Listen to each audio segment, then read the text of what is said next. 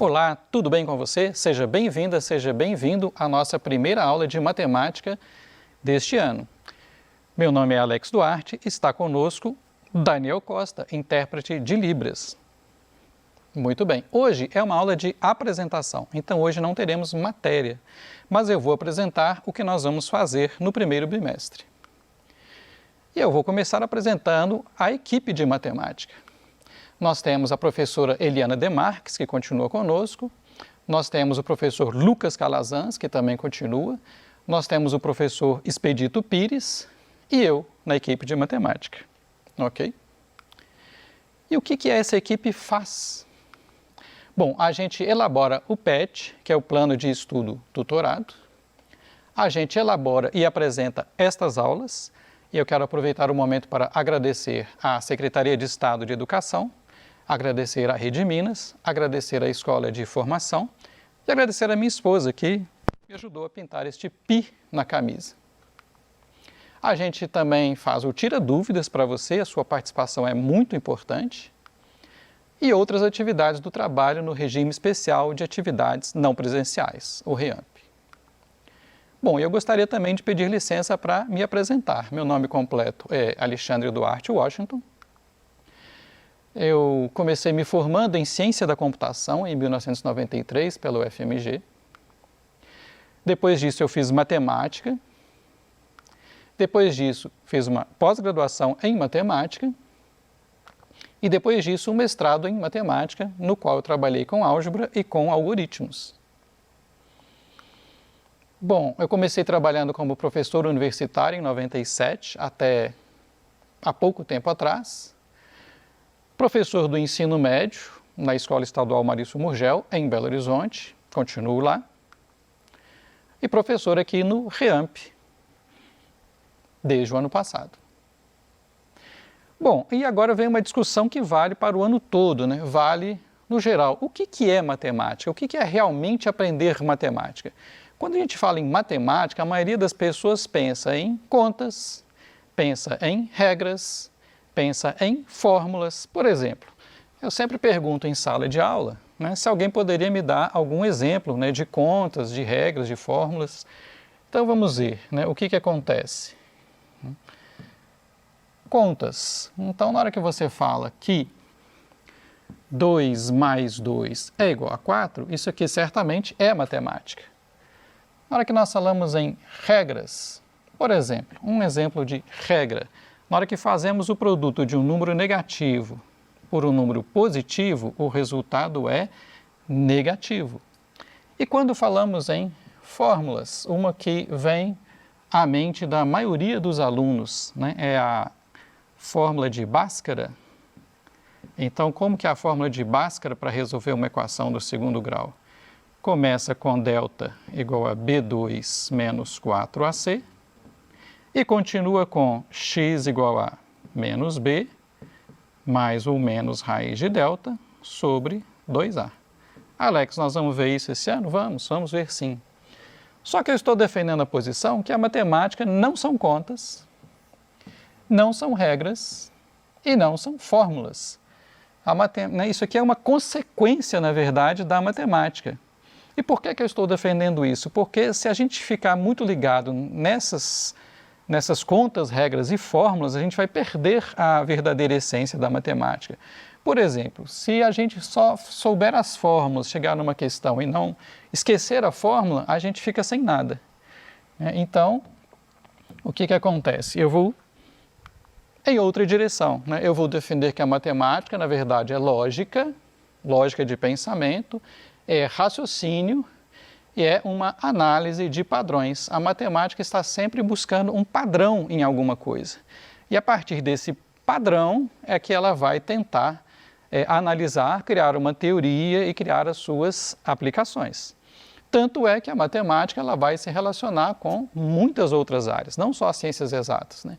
Claro que física, química, ciência da computação, estatística, mas também biologia, também medicina, também a química, também a economia, temos matemática financeira, e a gente só consegue fazer isso exatamente porque nós estamos buscando padrões, Então, por exemplo, nada impede de alguém fazer uma análise matemática do comportamento de uma bolsa de valores, do mercado imobiliário. Nada impede de alguém tentar buscar padrões matemáticos no corpo humano, por exemplo.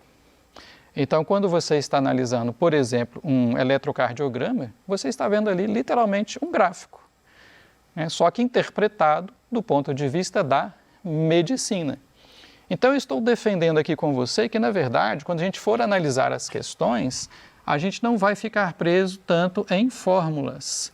A matemática são o quê? Sobretudo, elas são os caminhos que nós buscamos para compreender o mundo e, no caso, claro, resolver as questões. Muito bem, então eu faço a vocês esse convite, né? Olhar a matemática assim, até porque ela fica mais agradável quando a gente foca, né, nas aplicações, a gente procura explicar de onde que as coisas vêm na matemática e não apenas como um conjunto de regras, não apenas impondo uma série de propriedades, ok? Bom, e agora? Agora eu vou apresentar para você o que a gente vai ver neste primeiro bimestre de 2021. Quais conteúdos serão abordados ao longo deste bimestre? Muito bem, então no primeiro ano do ensino médio, a gente vai começar apresentando para vocês a notação científica, que é uma forma padrão de escrever um número com certas finalidades, inclusive muito usado na física e na química, né? Então eu vou mostrar para vocês que padrão é esse, quais são as condições que nós vamos ter nesse padrão, vou dar exemplos de números escritos em notação científica, ok? E nós vamos ter também exercícios fazendo as conversões e mostrando como isso pode simplificar muitas contas. E é até bom que aí você vai usar esse padrão em outras áreas.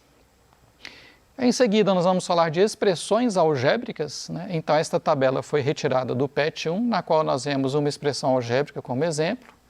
Aí nós vamos explicar tudo isso aqui que vocês estão vendo. O que são termos, né? O que são os coeficientes, o que significa parte literal e o que significa variáveis. E vamos também ver como é que a gente manipula, como é que a gente mexe com essas expressões. Como que aplica, como que nós substituímos valores. Né? Vamos ver alguns detalhes a respeito de operadores, né? De adição, subtração, multiplicação, divisão.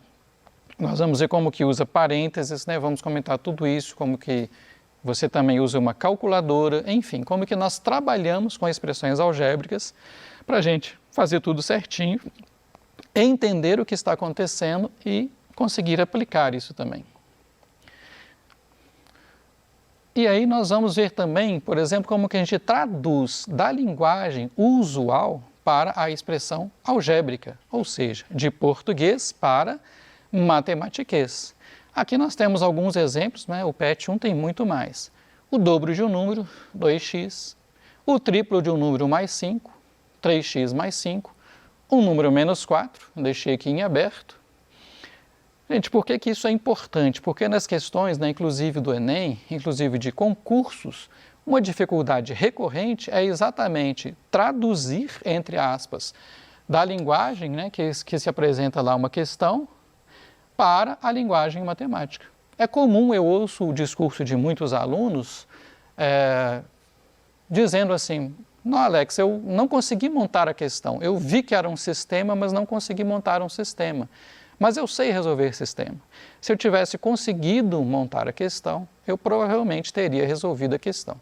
Mas eu tive dificuldade na interpretação. Aliás, como você está chegando no primeiro ano do ensino médio, né, convém fazer um comentário interessante, especialmente para você. O que acontece? Você saiu do ensino fundamental, no qual você está criando ferramentas, né, de todas as matérias, inclusive matemática.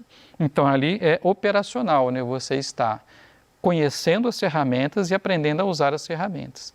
O que muda no ensino médio? O ensino médio é o seu, vamos dizer assim, a sua cultura geral, de matemática, de biologia, de história. Então, aqui fica mais interessante no sentido de que você fica menos restrito.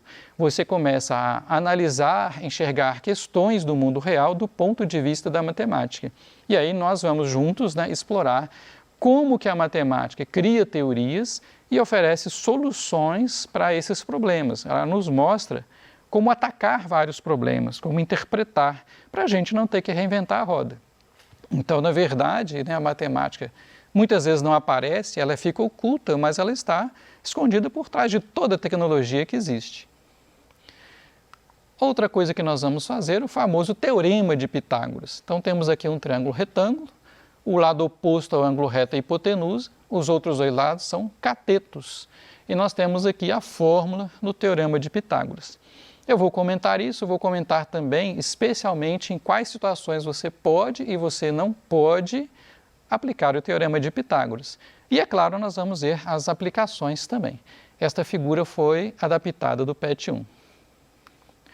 Em seguida, nós vamos ver o teorema de Tales, um teorema muito famoso que tem a ver com duas retas cortadas por retas paralelas. Nós vamos ver que propriedade que nós teremos e vamos ver exemplos também de como aplicar esse teorema. Outro assunto que nós vamos ver, né, muito famoso, até já falei dele hoje, a equação do segundo grau, ax2 mais bx mais c igual a zero, né? Como que aplica essa equação, quais situações que nos levam a essa equação. Aqui eu coloquei, né, a condição do a diferente de zero, coloquei o discriminante, representado pela letra grega delta maiúsculo, igual a b2 menos 4ac, e a não menos famosa fórmula de Bhaskara, de novo aparecendo aqui para você hoje.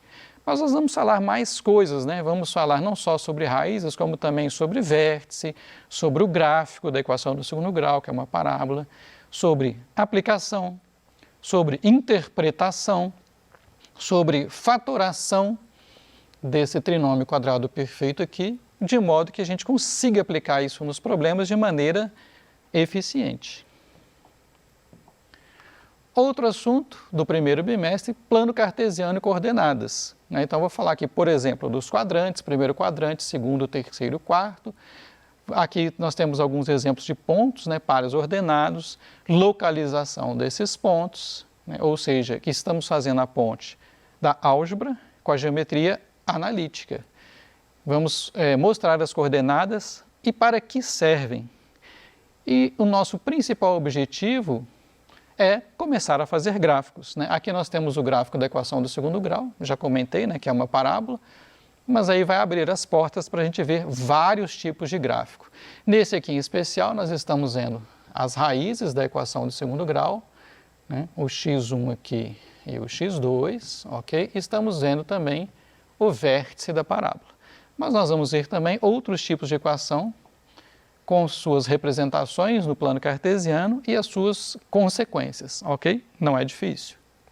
Aliás, pelo contrário, o objetivo de fazer o gráfico é nos trazer informação de uma maneira rápida. E aí vamos generalizar, não vamos ficar apenas na função do segundo grau, nós vamos ver funções de maneira geral, vamos ver a definição, vamos ver o que é uma função, vamos ver como que a gente representa uma função, vamos ver o que significa isso aqui, por exemplo, que conjunto é esse, qual que é o papel deles. E vamos ver, é claro, o gráfico, né? Vamos ver tabelas e gráficos para as nossas equações. Aqui, por exemplo, você está vendo o gráfico da função raiz quadrada de x, que é, na verdade, metade de uma parábola.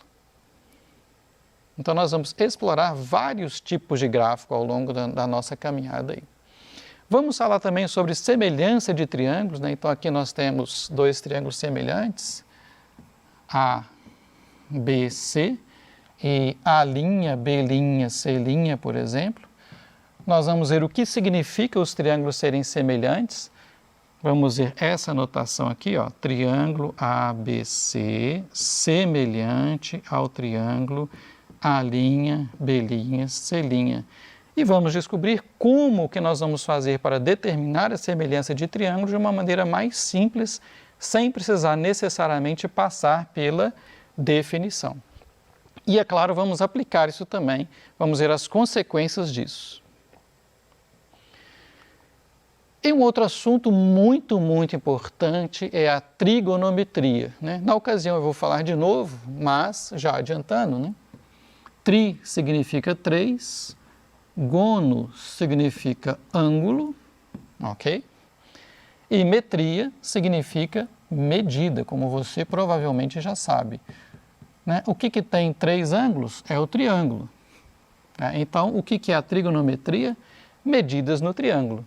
E a trigonometria começa no triângulo retângulo. Nós temos aqui, novamente, o triângulo que usamos na figura do Teorema de Pitágoras, a hipotenusa de medida A, os catetos de medidas B e C, e nós vamos ver estas relações especiais aqui, chamadas seno, cosseno e tangente, para começar. Esta figura também foi adaptada do PET 1, ok? E aí nós vamos ver que isso é muito importante, porque isso é aplicado em muitas áreas, não apenas na matemática, mas com muitas aplicações.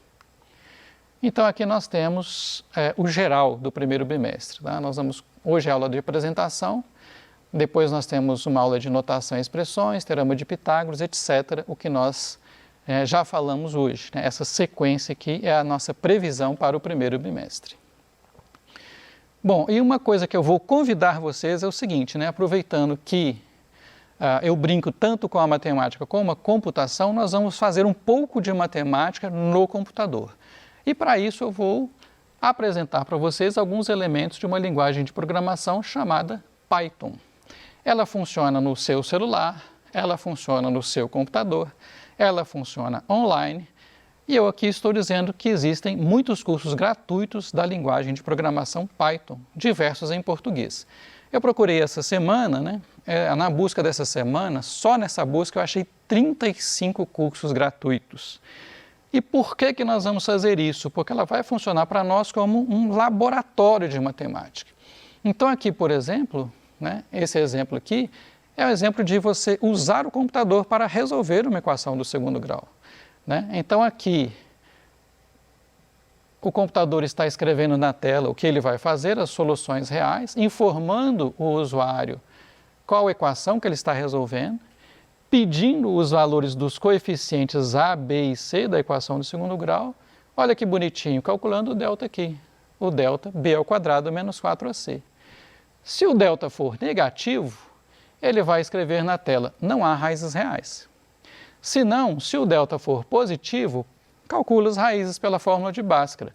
x1 igual a menos b mais raiz de delta sobre 2a e x2 igual a menos b menos raiz de delta sobre 2a. E imprime isso na tela do celular ou do computador. Se não, se o delta não é negativo e não é positivo, ele só pode ser igual a zero. A única raiz é menos b sobre 2a. E vai escrever isso também na tela. Então, vamos fazer esse tipo de experiência. Né? É um convite. Então, aqui, por exemplo, eu testei a equação do segundo grau com A igual a 1, B igual a menos 4, C igual a 5, ou seja, x ao quadrado menos 4x mais 5 igual a zero. O delta deu negativo, não há raízes reais. Aqui eu testei com A igual a 1, B igual a menos 4 e C igual a 3, achou a raiz 3 e a raiz 1. E aí, em seguida eu fiz um teste com o A igual a 1, o B igual a menos 4, o C igual a 4, o delta deu igual a zero, só existe uma raiz, que é a raiz x1 igual a x2, que é igual a 2. Então, em muitas aulas, eu vou fazer esse laboratório junto com você, te convidando a usar o computador como uma ferramenta a mais no aprendizado da matemática. Inclusive, o programa faz o gráfico. Eu não mostrei para você, mas ele pode fazer o gráfico. Ok? Para finalizar, a sua participação é muito importante. Aqui nós temos uma folha do Tirar Dúvidas, em que o aluno fez a sua participação da Escola Estadual Professor Gastão Vale em Bocaiúva. É só um exemplo para convidar vocês todos a sempre participar conosco do Tirar Dúvidas. Você é a alma do que nós fazemos aqui. Então, por favor, participe. Muito obrigado mesmo, sejam todos muito bem-vindos mais uma vez e até a próxima aula.